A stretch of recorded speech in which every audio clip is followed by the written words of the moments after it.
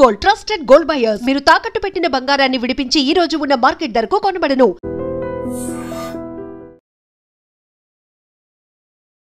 నమస్తే, welcome to I dream talking point with కవిత.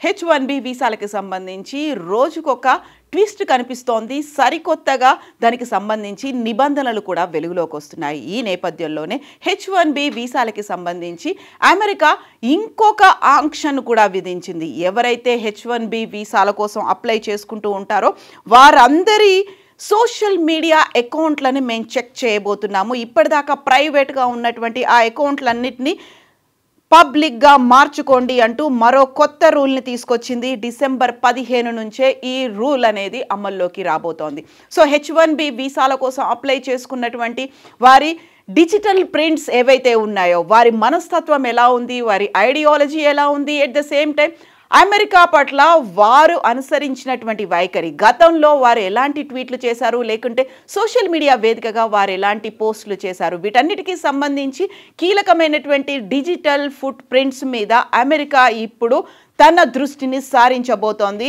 అందువల్లే ఇప్పటిదాకా ప్రైవేట్గా ఉంచుకున్నటువంటి కొన్ని అకౌంట్లను కూడా ఇప్పుడు అనివార్యమైనటువంటి పరిస్థితుల్లో పబ్లిక్ చేయక తప్పని పరిస్థితి ఏర్పడింది. గతంలో ఇలాగే అమెరికా యూనివర్సిటీలో అడ్మిషన్ తీసుకున్నటువంటి ఇద్దరు భారతీయ స్టూడెంట్స్ పాలస్తీనాకి అనుకూలంగా నినాదాలు చేశారు. పాలస్తీనా జెండా పట్టుకుని అక్కడ కనిపించారు అనే ఉద్దేశంతో వారిని రెస్ట్రికేట్ చేసి తిరిగి భారతదేశానికి పంపించినటువంటి అమెరికా ఇప్పుడు ఉద్యోగస్తుల విషయంలో కూడా H1B వీసాల విషయంలో కూడా సరికొత్తగా ఈ నిర్ణయాన్ని తీసుకుంది. ఈ రూల్ని అయితే డిసెంబర్ 15 నుంచి అమలు చేయబోతోంది. గతంలో ఉన్నటువంటి $15,000 ఫీజుని $1,00,000 పెంచినటువంటి అమెరికా దానికి సంబంధించి అక్కడ కాంగ్రెస్లో ఒక వ్యతిరేకత వచ్చినప్పటికీ డిఫరెన్స్ ఆఫ్ ఒపీనియన్స్ కూడా బయటకు వచ్చినప్పటికీ దాని మీద అయితే వెనకడుగు వేయకపోయినప్పటికీ ఇప్పుడు H1B వీసాలకు సంబంధించి ఈ సరికొత్త నిర్ణయంతో పాటుగా ఎవరైతే H1B వీసాల మీద ఫ్యామిలీస్ డిపెండెంట్స్గా వెళ్తారో వారికి ఇచ్చేటువంటి H4 వీసా మీద కూడా ఇది వర్తించబోతుందన్నట్టుగా అనౌన్స్ చేసింది. H1B వీసా సరికొత్తగా అప్లై చేసుకునే వాళ్ళు, ఆ తర్వాత H4 వీసాకి సంబంధించి దరఖాస్తుదారులు తమ సోషల్ మీడియా ఖాతాలని పబ్లిక్ సెట్టింగ్స్గా మార్చాల్సినటువంటి అవసరం ఉంది. సో అమెరికా స్టేట్ డిపార్ట్మెంట్ వీటన్నిటిని పరిశీలించబోతోంది. అందులోనూ ఇప్పటికే స్టూడెంట్స్ ఎక్స్చేంజ్ వీసాలకి సంబంధించి ఈ నిబంధన అనేది ఉంది. వాళ్ళ సోషల్ మీడియా అకౌంట్లని ప్రైవేట్ కాకుండా పబ్లిక్గా చేయాలి అనేటువంటి నిబంధన ఉంది. దీంతో పాటుగా ఇప్పుడు H1Bతో పాటుగా H4 వీసాల కేటగిరీలో కూడా వర్తింపచేయబోతున్నారు. స్క్రీనింగ్ని ఈజీ చేయడం కోసమే H1B, H4, F, M, J visa దరఖాస్తుదారులను తమ సోషల్ మీడియా అకౌంట్లని ప్రైవేట్ నుంచి పబ్లిక్గా మార్చుకోవాల్సిన అవసరం ఉంది అనేది ఈ రూల్ అయితే అనౌన్స్ చేసింది. అమెరికా స్టేట్ డిపార్ట్మెంట్ ఈ దిశగా సరికొత్త నిర్ణయాన్ని తీసుకుంది. అమెరికా వీసా అనేది హక్కు కాదు, ప్రత్యేక అనుమతి మాత్రమే అనేది జాతీయ భద్రత కోసం అన్ని రకాల సమాచారాన్ని పరిశీలిస్తామని ఆ ఆదేశాల్లో వెల్లడించారు. అమెరికా తీసుకున్నటువంటి ఈ నిర్ణయం మీద ఇండియన్ ఐటీ ఎంప్లాయీస్లో అక్కడ పనిచేయాలనుకుంటున్నటువంటి ఇతర సెక్టార్స్, అందులోనూ డాక్టర్లలో ప్రభావం అనేది అయితే చూపించే అవకాశం కనిపిస్తోంది. దీంతో పాటుగా ఈ మధ్యనే వైట్ హౌస్ దగ్గర అమెరికా సైనికుల మీద దాడి చేసినటువంటి ఆఫ్ఘనిస్తాన్కి చెందినటువంటి వ్యక్తిని అరెస్ట్ చేసినటువంటి నేపథ్యంలో 19 దేశాల మీద రెడ్ అలర్ట్ అనేది ఫ్లాగ్ చేశారు. అందులోనూ గతంలో రెడ్ ఫ్లాగ్, ఆరెంజ్ ఫ్లాగ్ అనేది, రెడ్ ఫ్లాగ్ అంటే ఇంకా అసలు వాళ్ళకి ఎట్టి పరిస్థితుల్లోనే ఇవ్వము, ఆరెంజ్ ఫ్లాగ్ అంటే పరిశీలించి ఒకవేళ ఏమైనా అభ్యంతరాలు ఉంటే వాటిని డ్రాప్ చేస్తారు, ఎలాంటి అభ్యంతరాలు లేవు, సేఫ్టీ సెక్యూరిటీగా అది ప్రమాదకరం కాదు అనుకుంటే వాళ్ళకి వీసాలు ఇచ్చేవాళ్ళు. బట్ ఇప్పుడు దాన్ని 19 దేశాలకి విస్తరించారు. అందులో పర్టికులర్గా పౌరులకు సంబంధించి గ్రీన్ కార్డ్, పౌరసత్వం, ఇతర ఇమ్మిగ్రేషన్ దరఖాస్తులని ట్రంప్ సర్కార్ నిలిపేసింది. ఆల్రెడీ ఉన్నటువంటి గ్రీన్ కార్డు హోల్డర్లకు సంబంధించి కూడా వారిని పిలిపిస్తోంది, వారికి సంబంధించి ఎంక్వైరీలు చేస్తోంది, ఇంటర్వ్యూలు చేస్తోంది. ఒకవేళ వాళ్ళు ఏదైనా ప్రాబ్లమేటిక్గా ఉన్నారు అనుకుంటే గ్రీన్ కార్డు రద్దు చేసి ఇమ్మీడియట్గా వాళ్ళ దేశాలకి పంపిస్తోంది. సో ఈ దేశాల జాబితాలో, 19 దేశాల జాబితాలో Afghanistan, Iran, Libya, Somalia, Sudan, Yemen అనేటువంటి ముస్లిం కంట్రీస్ కూడా ఉన్నాయి. ఆల్రెడీ ఉన్నటువంటి గ్రీన్ కార్డ్కి సంబంధించి వారి మీద మళ్ళీ పునః పరిశీలన కూడా జరుగుతోంది. దీంతో పాటుగా ఉద్యోగులకు సంబంధించి కొత్త పర్మిట్ల మీద కూడా తలనొప్పులు అనేవి కూడా వచ్చాయి. వర్క్ పర్మిట్ల కాల పరిమితిని తగ్గించేశారు. గతంలో శరణార్థులు, ఆశ్రయం కోరుకున్న వారు, లేకుంటే గ్రీన్ కార్డు కోసం ఎదురు చూస్తున్నటువంటి వారికి అమెరికా ట్రంప్ సర్కార్ షాక్ ఇచ్చింది అనేటువంటి ఇంకొక వార్త కూడా ఉంది. పౌరసత్వం మరియు immigration services, US citizenship and immigration services తీసుకున్నటువంటి సంచలన నిర్ణయం ప్రకారం వర్క్ పర్మిట్ల గరిష్ట కాల పరిమితి అనేది 5 ఏళ్లు ఉండేది ఇప్పటిదాకా. దాన్ని కేవలం 18 months అంటే 1.5 year వరకు మాత్రమే పరిమితం చేశారు.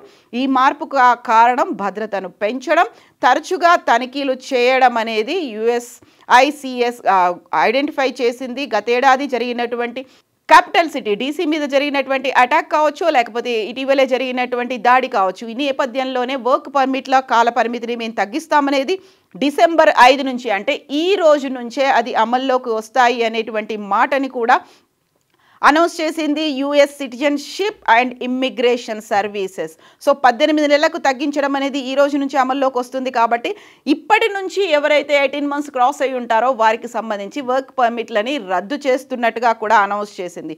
ఉద్యోగ అనుమతి గరిష్ట కాల పరిమితిని తగ్గించడం ద్వారా అమెరికాలో పనిచేయాలనుకునే వారు ప్రజల భద్రతకు ముప్పు కలిగించకుండా లేదా హానికరమైన అమెరికా వ్యతిరేక సిద్ధాంతాలను ప్రోత్సహించకుండా తీసుకోవచ్చు అనేటువంటి మాటని చెప్పింది.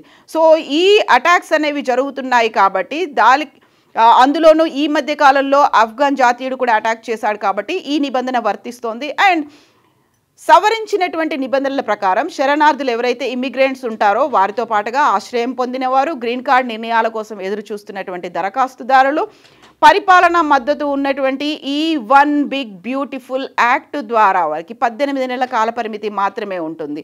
సో టెంపరరీ ప్రొటెక్టెడ్ స్టేటస్ హోల్డర్లు, పెండింగ్లో ఉన్నటువంటి TPS దరఖాస్తుదారులు వీరందరికీ కూడా 1 సంవత్సరం లేకుంటే దానికంటే కూడా తక్కువ కాల పరిమితి అనేది ఉన్నట్టుగా ఐడెంటిఫై చేసింది. దీనికి సంబంధించి వర్క్ పర్మిట్లను రెన్యువల్ చేయమని దరఖాస్తుదారులను బలవంతం చేయడం వల్ల ఇప్పటికే రికార్డ్ బ్యాక్లాగ్లతో ఇబ్బంది పడుతున్నటువంటి వ్యవస్థలో ఇది మరింత బర్డన్ అవుతుంది అనేటువంటి మాటని ఐడెంటిఫై చేసింది. ప్రభుత్వం దీనిని అవసరమైనటువంటి ప్రజా భద్రతా చర్యగా వాదిస్తున్నప్పటికీ ఆశ్రయం కోరుకునే వారిని దేశంలో ఉండకుండా బయటికి తరిమేయడం అనేటువంటి ప్రక్రియ అనేది వారిని నిరుత్సాహపరచడమే అనేటువంటి వాదనలు కూడా విపక్షాల నుంచి వినిపిస్తున్నటువంటి నేపథ్యం. సో వర్క్ పర్మిట్లని కాలపరిమితిని తగ్గించారు. At the same time social media అకౌంట్లకు సంబంధించి ఇప్పుడు ప్రైవేట్ కాకుండా దాన్ని పబ్లిక్గా ఉంచాల్సినటువంటి అవసరం ఉంది. సో మనం అమెరికా పట్ల ఎలాంటి వైఖరితో ఉన్నాము, మన దృక్పథం ఏంటి, మనం చేసినటువంటి గతంలో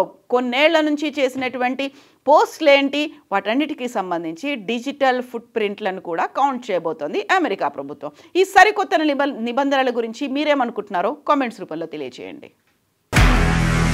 నిజంగా ప్రస్తుతం ఉన్నటువంటి సమాజం దేనికి ప్రయారిటీ ఇస్తుంది? ఆర్థిక సంబంధాల చుట్టూ మాత్రమే తిరుగుతుంది. మళ్ళీ ఎన్నికలంగానే చాలా విరక్తి కలుగుతుంది. మంచి అనిపిస్తుంది కదా, లేడీస్ కూడా ఛాలెంజింగ్ జాబ్స్ చేసినప్పుడు చాలా బాగుంటది. ట్రాఫిక్ అసిస్టెంట్స్ గా నియమించిన ట్రాన్స్జెండర్స్ అందరితో సాల్యూట్ చేయించుకుంటున్నారు. ఫుడ్ డెలివరీ ఇవ్వటానికి వెళ్ళినటువంటి డెలివరీ బాయ్ అనిల్ పై కళ్ళ ముందు